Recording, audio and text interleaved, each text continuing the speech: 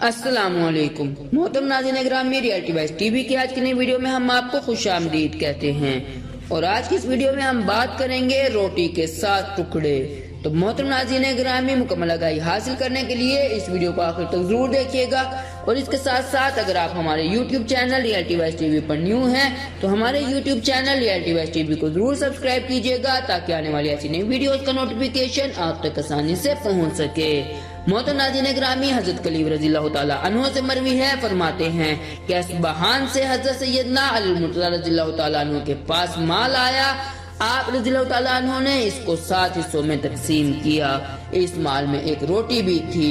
आप रज़ियल्लाहु ताला अन्हु हजरत सैयदना अली मुर्तज़ा रज़ियल्लाहु ताला अन्हु ने इस रोटी के भी 7 टुकड़े किए और हर हिस्सा में इस टुकड़े को भी शामिल कर लिया।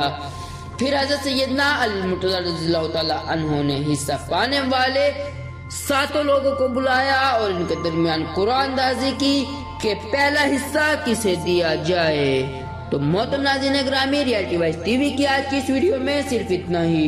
उम्मीद करते हैं आज की वीडियो आपको जरूर पसंद आई होगी। अपनी कीमती राय का इजहार हमारे साथ कमेंट बॉक्स में जरूर कीजिएगा।